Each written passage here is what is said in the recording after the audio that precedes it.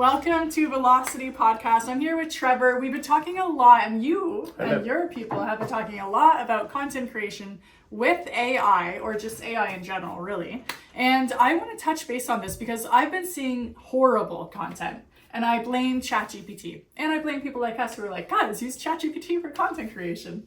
And I blame people who just throw something into either ChatGPT or another AI, because there's lots of AIs that are out there, and they hit enter, and then they just copy and they paste it without looking. So here, we should talk about a couple tips on creating better content if you do want to use AI, because we're certainly not saying don't use it. There's just some parameters you should put around it. Yeah, definitely. Everything has parameters. It doesn't matter where you are. Okay, so I'm just going to quickly talk about social media, then I'm going to let you take it away. Okay. Each platform expects different content from you. So when I'm on LinkedIn, I expect different content than when I'm on Facebook. So similar to real life, when you go to a party on a Friday night, you're not going to meet me on Friday and be like, wow, she acted exactly like that at the staff meeting on Monday morning. Obviously, I'm going to be a little bit different. My tone's going to be different. You know, everything changes a little bit. I'm who I am, but the personality changes a little bit. Here's what I'm seeing on with the AI content creation. It's A, devoid of personality, and B, it's people are just copying, pasting, and throwing it everywhere. That's rookie hour.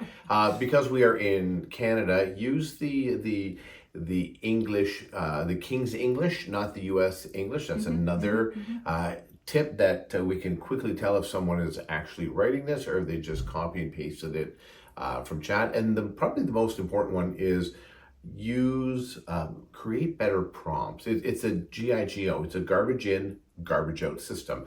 The more you can give it, the better it will be. A lot of people, we're seeing, let's say you're writing about something that neither of us work with, exhausts, mufflers for your car. So you're writing about the importance of mufflers for your car, exhaust systems, different exhausts, and that we're seeing people would do this for an example. Write a blog about importance of exhausts for my car, enter, and then just taking it and pulling it out. And so what's happening is chat is taking the content, and it really is just predictive writing, which means it's going to other things that have been written about that topic. Your topic was mufflers, and it's guessing on what you need. If you give it more information, hey, I need a blog about exhaust systems for this type of car. I want you to tell me about the costs that will be associated, why, environmentally it has to be updated, how often should a repair to exhaust happen on this type of car, how long should it take? So you're actually building up a prompt. You don't have to be crazy with your prompts and give it a technical say instructions. You can just write like a human does and ask it to retrieve that and then have it come back to you. Now all of a sudden you have a better answer and a better, in your case, a better article for it. And then from there, we always go to an editor. And then from the editor, then we always go to posting what we want. But the three tips would be, again, just to repeat those. One, give it really strong prompts. Two, make sure that you're talking in the King's English, so Canadian or British English. And then the last one, remove the quotes from it, because that's, again, the amateur hour. And that indicates really quickly that you just copy and paste it. Yeah, that's really good. When it comes to the garbage in, garbage out, let's dive in a little bit more. So that was a perfect example for a blog, because I do see a lot of people, I know for a fact all they're saying is like, I need a blog about this, enter, and then copy paste. So you're saying ask it questions maybe almost as if it's like a human that can answer you. Like it's something you would maybe talk to your actual mechanic and be like, oh, so how often do I have to change this filter or something like that? Absolutely. We would submit all the information that we want, and then we would also give it subcontext as well. So if we're talking about going back to the muffler thing, how often should a muffler be repaired on a car? And then we would say within this section, please talk about common repairs, please talk about less common repairs, and the cost of these common repairs. So we're kind of structuring how the flow of that section would be in that part of the content, in that part of the article. So it's like talking to a teenager. If you say, how was your day, you're going to get good. But if you're like, what was the most challenging part of the day? And Yeah. you'll get more of an answer. Or It's yeah, just like talking to people. what did you do in this class? What did you do in that class? What homework do you have? What are you doing tomorrow? Now all of a sudden you're building a dialogue. Yeah. Okay, So- it's interesting. So we need to build the dialogue. I like that a lot. Okay, so that's great for blogs. What Yep. about when you're scrolling on Twitter or Instagram? Are you like, wow, again, AI?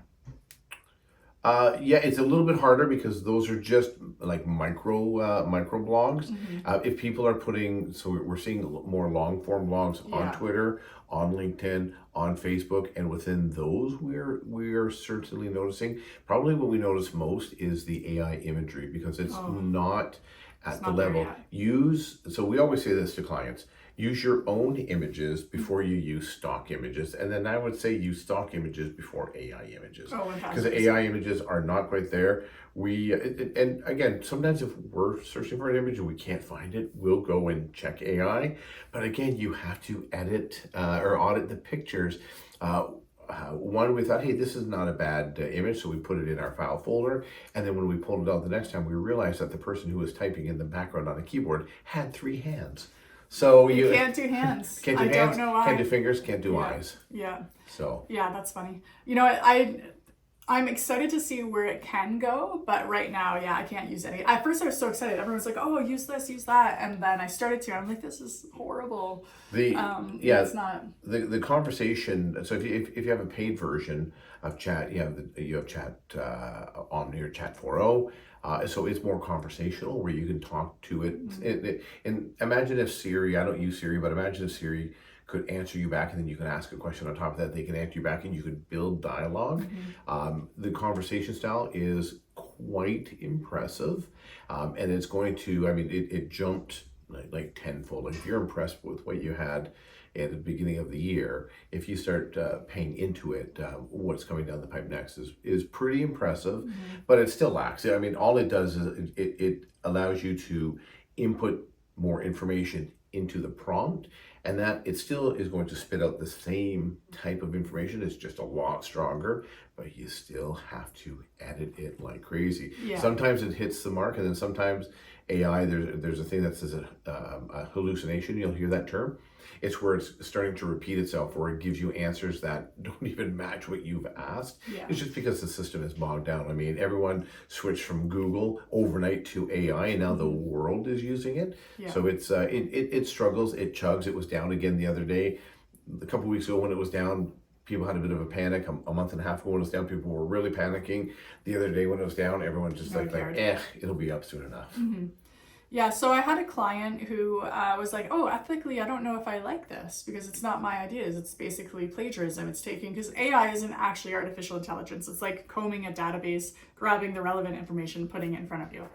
So I said to him, well, with the new AI 4, you can, or ChatGPT 4, you can put in your own stuff so it gets your tone. Because the other thing I noticed with all of these people using AI for their blogs or for their tweets and captions, they all have the same tone. Well, so the newer versions, the paid versions had it for a while where you can create your own chats. So that I actually have 2 named Trevor. One's Trevor Marketing and one is Trevor SEO. And actually I have a third one, a Trevor Personal. And they all have different tones where you go in and you train it. You say these are the styles of sentences that I like. These are the words that I use. These are the words I never use. And as you continue to use it, if it brings in other words that you don't use or they're not in your vernacular, you can then go back into that chat that you've created and say, please don't use this word anymore, like the word legacy, or something that's just not. Delve. Delve is another one that it uses words that are not in the colloquialism of Canadians. I just keep going in and saying, please don't use this word, use this one instead. Please don't use this word. So it's really dialing it in. Adapting to your brand voice? Right, as opposed to the chat that everyone is using, it's one voice. And so it's one voice for many. On the paid version, you can create your own voices. So it's a one voice for one, is your voice. And so what I'm doing for SEO, it's slightly different. When I do it for marketing, it's a bit more of a heavier sales page, speak to it. And then I have a bunch more that are just fun to work with, storytelling ones I have, research ones that I have, and that. But again, it's adapted to exactly the voice and the tone that I set it for. Yeah, so any closing remarks would essentially be this. First of all, the 3 tips at the beginning, perfect. But also make sure it's your brand voice that's going out, and taking time to edit is literally what's going to separate you from everybody else, because everyone else is copying and pasting. If you take time to do your prompts properly and you put your own brand voice in, then all of a sudden people can connect to you a little bit more. Because I think that's what's happening. I think there's a disconnect because there's no personality. And brand is the currency of the future. It's what is your brand all about. So you want to make sure that everything that you do is in your brand. And if you need to use AI to assist you with some writing, make sure there's nothing wrong with that. Make sure it's in your voice.